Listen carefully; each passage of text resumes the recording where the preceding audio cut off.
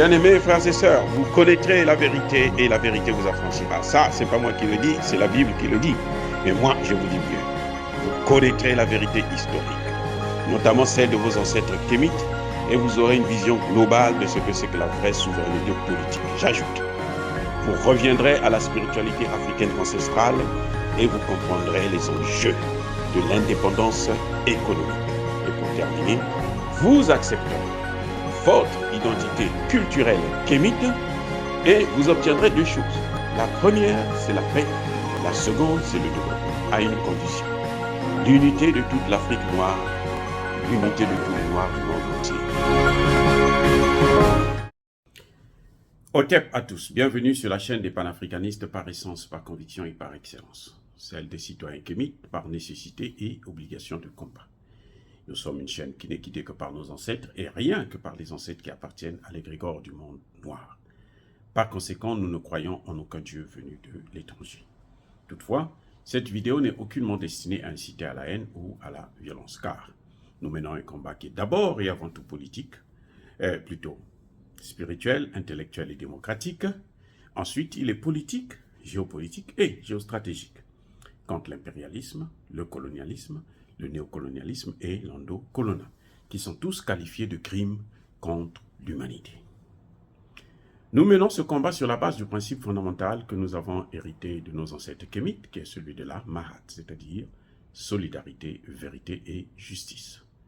Vous êtes donc en droit de connaître la vérité, et nous avons l'obligation de vous dire la vérité, rien que la vérité, afin que justice soit rendue au continent africain. Et ça, c'est notre modeste contribution dans cette noble lutte en faveur de la souveraineté, la dignité, la solidarité et l'unité africaine.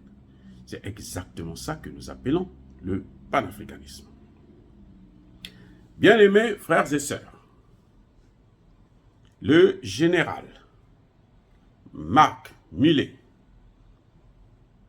dit « L'Ukraine ne pourra pas vaincre la Russie, en tout cas pas cette année.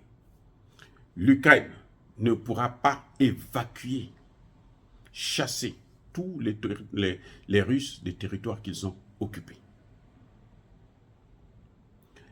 Le général Marc Millet précise que la Russie, jusqu'à ce net moment, n'a utilisé que 10% de son potentiel. 10% de son potentiel militaire. Donc, la Russie est prête à aller vers ou dans une guerre de longue durée. C'est déjà une guerre de haute intensité, mais ils peuvent aller aussi dans une guerre de longue durée. Mais qui est ce général? Le général Marc Millet, là, c'est le chef d'état-major de l'armée américaine. C'est-à-dire, quand tous les généraux des différents corps, de la marine, de l'air, du sol, machin et autres, quand tous ces généraux-là se réunissent là, c'est autour de lui. C'est lui qui est le patron. C'est lui qui donne les directives. C'est lui qui sait comment il faut les coordonner. C'est lui qui sait ce qu'il faut faire. Et c'est lui qui conseille le président américain en cas de guerre. C'est lui qui dit au président américain, qui fait une prospective pour dire si vous allez gagner, ils vont gagner la guerre, et comment il faut faire pour gagner cette guerre. Combien il faut, combien ça va coûter, combien d'hommes il nous faut, ainsi de suite. C'est lui qui évalue la situation sur le terrain, qui évalue la force de l'adversaire. Il dit que c'est fini. C'est vrai, quand vous allez sur LCI, ah ben, ils vont vous arracher le cœur. Hein. Ils vont vous dire que la Russie perd 800 soldats par jour. Qu'est-ce que vous pouvez... Ils ne disent que ce qu'ils veulent.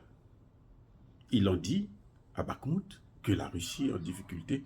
Et aujourd'hui, on constate que la Russie a pratiquement occupé Bakhmout. La Russie a pratiquement occupé Bakhmout. Eux-mêmes, ils le disent. Il y a eu une discussion sur LCI qui ne trompe personne. Donc, vous voyez, cette guerre en Ukraine, elle est perdue d'avance. Mais moi, j'ai toujours dit que la Russie, en fait, ce n'est pas l'Ukraine qui l'intéresse autant que ça. L'Ukraine, c'est comme une cerise sur le gâteau. La vraie guerre qui fait mal et qui va faire mal peut-être aux États-Unis et à l'Union européenne, c'est la guerre contre le dollar, la guerre contre l'euro, la dédollarisation, ce qu'on appelle la dédollarisation ou la désaméricanisation. Parce que c'est ça qui permettra à l'Amérique de ne plus avoir autorité sur certains pays de ce monde. Et cette guerre aussi, il y a des experts qui disent qu'elle est perdue d'avance, qu'elle est déjà perdue, que c'est irrécupérable. Je ne sais pas, on va voir encore jusqu'à quand, ce qui va se passer dans les jours, les mois à venir. Et puis on pourra vous donner la suite. Dire cela, c'est inciter à la haine ou à la violence. Nous sommes contre la guerre. Mais que tous ceux qui persécutent le continent africain, là, nous c'est ça là. Tous ceux qui le pillent et le déstabilisent, qu'ils soient maudits, punis, foudroyés, neutralisés, écrasés par ce Dieu des Kémites et par nos ancêtres angélisés.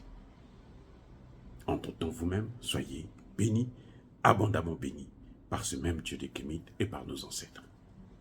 Vive l'Afrique éternelle, j'ai dit et j'assume.